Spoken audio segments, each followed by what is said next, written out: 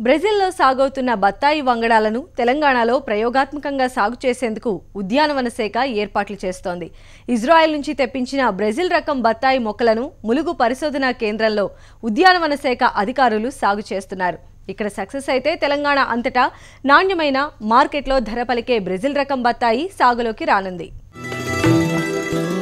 తెలంగాణలో ఉమ్మడి నల్లగొండ జిల్లాలో బత్తాయి తోటలు అధికంగా ఉన్నాయి. కానీ ఇక్కడ పండించే బత్తాయి పళ్లరసం తయారీకి అనువైనవి కావని ఎగుమతులకు పెద్దగా ప్రోత్సాహం లభించడం లేదు.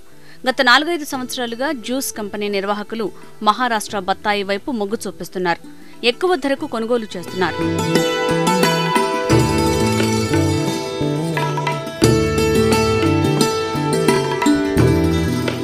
గడ్డి అన్నారం మార్కెట్లో నల్లగొండ జిల్లాలో సాగయ్యే బత్తాయికి 1600 నుంచి 2777 రూపాయల ధర పలికితే మహారాష్ట్ర మార్కెట్లో బ్రెజిల్ రకం బత్తాయికి 2300 నుంచి 7950 దాకా ధర పలికింది.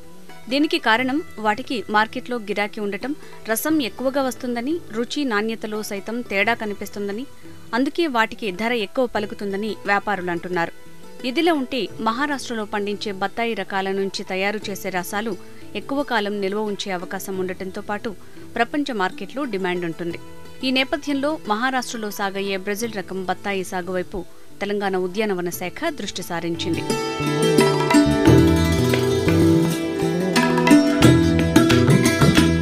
తెలంగాణ ఉద్యాన శాఖ అధికారులు మహారాష్ట్ర రైతులతో మాట్లాడి అధ్యయనం చేశారు. స్థానిక వంగడాల కన్నా 2-3 టన్నుల అధిక దిగుబడి వస్తోందని, జ్యూస్ కంపెనీల వారు మంచి రేటు చెల్లించి కొంటున్నారని అక్కడి రైతులు చెప్పడంతో ఉద్యాన శాఖ అటువైపు ఆలోచనలు ప్రారంభించింది.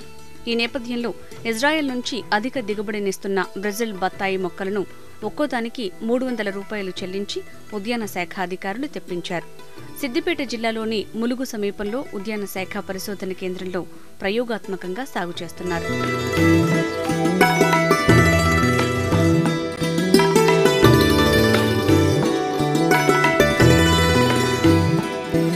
తెలంగాణలో పండుతున్న బత్తాయి పండ్లలో లియోనిన్ శాతం అధికంగా ఉండటంతో చేదుగా ఉంటున్నాయని ఉద్యాన శాఖ అధికారులు అంటున్నారు. వీటి రసం ఎక్కువ కాలం నిల్వ ఉండటం లేదని, బ్రెజిల్ రకాల్లో లియోనిన్ శాతం తక్కువ ఉన్నట్లు తమ అధ్యయనంలో తేలిందని చెప్తున్నారు.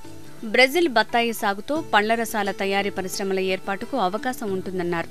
ఈ రకం సాగుతో రైతులు లాభాలను ఆర్జించొచ్చని అంటున్నారు.